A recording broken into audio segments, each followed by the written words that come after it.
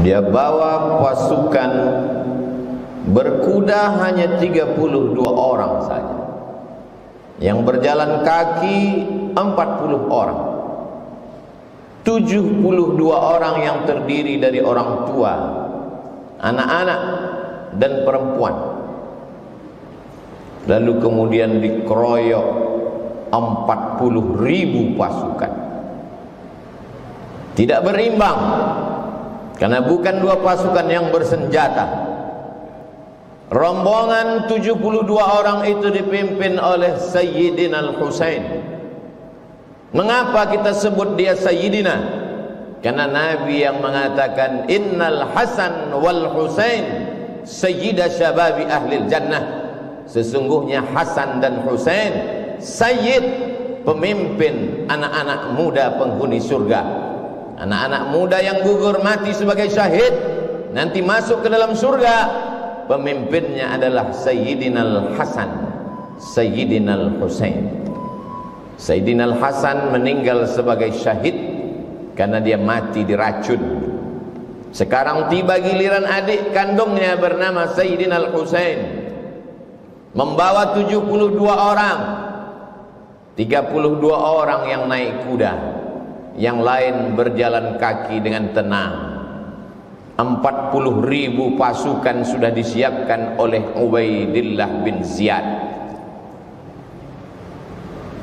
Sebenarnya Yazid tidak terlalu takut kekuasaannya hilang, tapi Ubaidillah yang saat itu menjabat sebagai gubernur Kufah khawatir kalau sampai Yazid tumbang, Husain naik, maka hilanglah jabatanku. Maka dia kirimlah panglima-panglima perangnya, Syamar ibn al-Jawshan, Umar bin Sa'ad, Zur'ah bin Sinan. Lalu kemudian Syamar berteriak, bunuh Husain. Maka mereka memenggal kepala Sayyidina Al-Husain, lepas kepala itu dari badan. Lalu kepala Husain mereka giring ke keliling negeri. Mereka ingin menunjukkan kepada rakyat bahwa kami kuat, kami berkuasa. 40.000 pasukan tentara kami meluluh lantakkan pasukan cucu Nabi Muhammad sallallahu alaihi wasallam. Untuk membahagiakan hati Yazid, maka Ubaidillah mempersembahkan kepala Husain. Lalu kemudian di depan Yazid, tongkat pendek mereka tusuk-tusukkan ke celah bibir kepala Husain. Sahabat Nabi yang hadir melihat peristiwa itu meneteskan air mata. Itulah bibir mulut yang pernah dicium oleh Rasulullah sallallahu alaihi wasallam. Hari ini begitu sampai hati kalian, memenggal kepalanya, menusukkan tombak tongkat pendek ke celah-celah bibir, mulut dan giginya. Tapi mereka memang sudah dirasuki syahwat dunia. Tak ada sedikit pun takut mereka kepada Allah Subhanahu wa taala.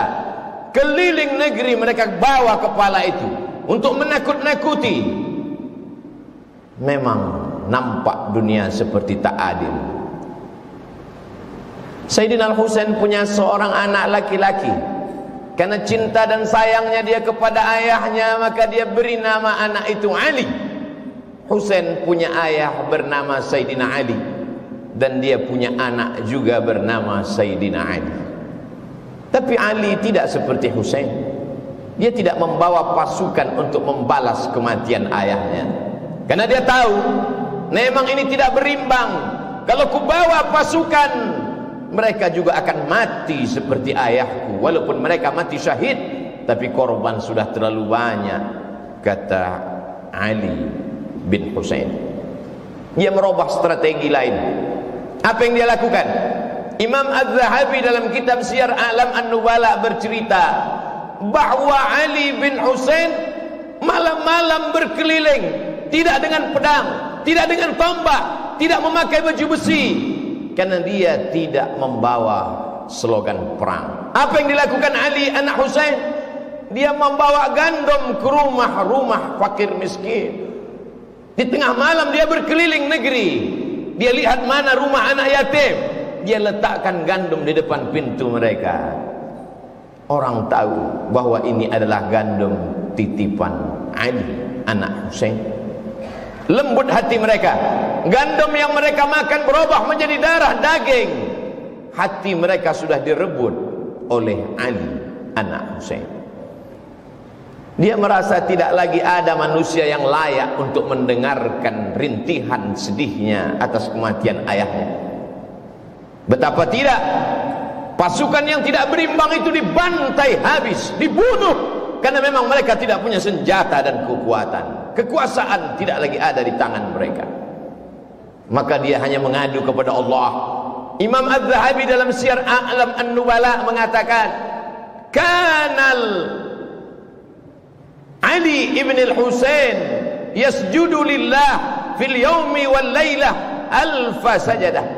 Sehari semalam Ali anak Husain bersujud kepada Allah 1000 kali sujud. Solat sunat dia perbanyak, tahajud dan witir bermunajat kepada Allah. Dihitung semua solat sunatnya, 1000 kali sujud dia bersimpuh di hadapan Allah.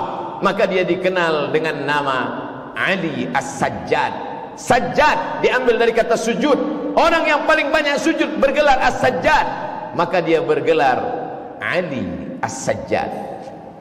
Saking banyak zikir dan tasbihnya, dia bergelar Zainal Abidin. Zainal perhiasan, Abidin orang yang banyak ibadah. Zainal Abidin perhiasan orang yang paling banyak beribadah. Dia robah strategi, dia robah cara. Tidak hanya satu cara mendekatkan diri kepada Allah. Kalau dulu ayahku dengan pedang sehingga gugur sebagai syahid, maka aku, kata Ali Zainal Abidin, dengan strategi yang lain, berbagi makanan sesuai dengan sunnah Nabi Muhammad SAW. At'imut ta'am, absyus salam, tebarkan salam.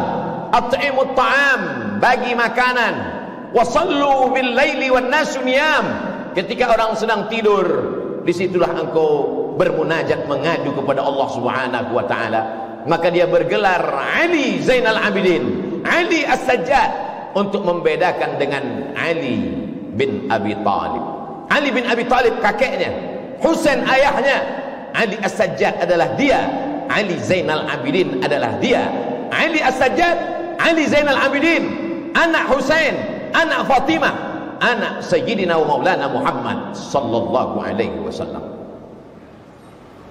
Sampai suatu ketika seorang sultan raja bernama Hisham bin Abdul Malik. Kisah ini diriwayatkan oleh Al-Farazdaq. Pada saat musim haji, sultan raja di raja sedang melaksanakan haji. Saat dia umrah, ingin mencium Hajar Aswad, penuh Hajar Aswad, tak dapat dia cium. Pada putaran kedua, dia ingin mencium Hajar Aswad, melimpah manusia, tak dapat dia mencium. Pada putaran ketiga, keempat, kelima, keenam, sampai 7 putaran, sekalipun tak dapat dia mencium Hajar Aswad. Hisham bin Abdul Malik, raja dari Yaman sampai ke Mesir, sampai ke Andalusia. Tapi kemudian di celah-celah jamaah yang ramai itu, dia heran. Ada sesosok manusia yang biasa, pada putaran pertama dia mencium Hajar Aswad, semua orang memberikan jalan. Pada putaran kedua, orang pergi menyamping memberikan jalan kepadanya, mencium Hajar Aswad. Berbisik kata di hati Hisham bin Abdul Malik, aku yang raja, aku yang sultan, aku punya tentara, aku punya kekuasaan, mengapa aku tidak bisa mencium Hajar Aswad? Mengapa orang selalu menghalangiku? Siapa laki-laki itu yang setiap putaran dia mencium Hajar Aswad? Al-Farazdaq menjawab dengan syairnya, itulah dia Ali anak Husain yang ayahnya dulu kalian hantam, kalian bantai. Sekarang dia menang tidak dengan pedang, sekarang dia menang tidak dengan tombak. Hatinya menjadi raja di hati umat. Di hati umat dialah raja. Di mata kalian Hisham bin Abdul Malik lah raja, tapi di hati orang beriman, raja mereka adalah Ali Zainal Abidin. Hari ini begitu banyak orang bernama Ali Zainal Abidin. Cobalah hitung di negeri, di kampung, di kota. Coba kita pejamkan mata dari sejak kita SD sampai kuliah, berapa orang nama Ali Zainal Abidin?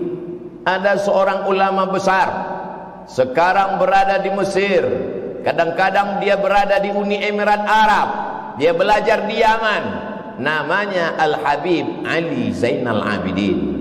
Di Kuala Lumpur, Malaysia, ada ulama besar namanya Ali Zainal Abidin. Orang begitu bangga memberikan nama anak Ali Zainal Abidin. Adakah nama anak orang bernama Ubaidillah bin Ziyad hari ini? Adakah anak orang bernama Syamr ibnul Jawshan hari ini? Adakah anak orang bernama Zur'ah bin Sinan hari ini? Jangankan kuburnya, jangankan makamnya, memakai namanya pun orang benci. Tapi Ali Zainal Abidin tak pernah mati, harum semerbak. Ali Zainal Abidin punya anak dimuliakan bernama Muhammad Al-Baqir. Muhammad Al-Baqir punya anak dimuliakan bernama Ja'far Shadiq. Ja'far Shadiq punya anak dimuliakan bernama Ali Al-Uraidi. Ali Al-Uraidi punya anak dimuliakan juga bernama Muhammad. Punya anak dimuliakan juga. Muhammad Naqib punya anak bernama Isa, dimuliakan juga. Punya anak laki-laki bernama Ahmad Al-Muhajir. Ahmad Al-Muhajir, muhajir artinya pindah. Pindah dia dari Baghdad ke Yaman. Di Yaman dia beranak pinak. Anak pinaknya itu datang ke Nusantara membawa Islam dari keturunan Ali Zainal Abidin. Maka itulah marga-marga para habaib zuriat keturunan Rasulullah SAW. As-Saqaf, As-Saigaf kata orang Nusantara. Al-Haddad, Al-Jifri bin Syihab bin Abi Bakar, melimpah ruah mereka. Lalu kemudian salah satu dari keturunan Ali Zainal Abidin itu menjadi mufti di kerajaan Mempawah di Kalimantan, bernama Husain Al-Gadri. Husain Al-Gadri punya anak laki-laki bernama Abdurrahman bin Husain Al-Gadri, orang pertama yang mendirikan kerajaan Islam Melayu di Kalimantan Barat, bernama Kerajaan Islam Melayu Al-Gadriyah. Istananya masih tegak berdiri hari ini di tepi sungai yang indah. Masjidnya masih besar hari ini, Masjid Al-Habib Abdurrahman bin Husain Al-Gadri. Begitu ternyata doa kakek mereka dulu yang teraniaya. Anak cucunya tetap dapat berkuasa, tidak di Jazirah Arab, tidak di Yaman, tidak di Mesir. Kalau mereka berkuasa di Jazirah Arab itu biasa, tapi sampai di negeri Melayu mereka berkuasa di hati orang-orang Melayu yang bersyahadat asyhadu an la ilaha illallah wa asyhadu anna Muhammadan Rasulullah. Salah satu dari keturunan Ali Zainal Abidin bernama Utsman Syihabuddin. Orang Melayu memanggilnya Syarif. Syarif artinya mulia, karena memang yang mengalir dalam badannya darah mulia. Datanglah Syarif Utsman Syihabuddin ke negeri bumi lancang kuning.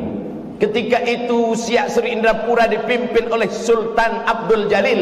Sultan Abdul Jalil punya anak seorang perempuan yang cantik jelita bernama Tengku Umbong.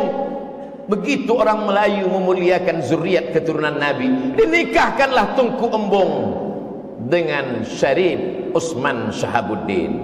Lahirlah sultan-sultan. Sejak itulah maka di awal nama Sultan Melayu, Sultan Syarif Hashim, Sultan Syarif Qasim. 3 tempat mulia terhormat dijadikan sebagai namanya. Jalan Sultan Syarif Qasim, Airport Sultan Syarif Qasim, Universitas Islam Negeri Sultan Syarif Qasim. Doa dari kakek datuk buyutnya yang lama, Ali Zainal Abidin. Berkat sedekahnya, berkat ilmunya, berkat sujudnya, anak cucunya menjadi raja, menjadi sultan di negeri Melayu. Sampai hari ini mengalir pahalanya. Tengku Umbong Habib Syarif Utsman Syihabuddin dimakamkan berdampingan di tepi masjid pertama yang didirikan di kota Pekanbaru pada tahun 1762. Masjid itu didirikan oleh Sultan Abdul Jalil, diselesaikan oleh anaknya Sultan Muhammad Ali bin Sultan Abdul Jalil. Hari ini menjadi bukti sejarah tamu-tamu Habib-Habib yang datang ke Pekanbaru berziarah ke makam cucu Ali Zainal Abidin. Walaupun orang Pekanbaru sendiri banyak yang tak berziarah karena tak tahu. Begitulah Allah memuliakan orang-orang yang soleh. Sekarang kita tinggal memilih, apakah ingin mengikut menjadi anak cucu keturunan pikiran Ubaidillah bin Ziyad, Syamar bin Jausan, atau ingin mengikut langkah yang dilakukan oleh Ali Zainal Abidin. Ingat, kekuasaan hanya berakhir ketika malaikat maut mencabut nyawa. Hiduplah seperti Fir'aun, hiduplah seperti Jausan, hiduplah seperti Syamar, hiduplah seperti Qarun. Kelak kau akan mati juga menghadap Allah Subhanahu wa ta'ala. Yang menjadi Syamar bin Jausan mati dengan kekuasaannya, yang menjadi Ubaidillah bin Ziyad mati dengan kekuasaannya, yang menjadi Ali Zainal Abidin kekal sampai hari kiamat.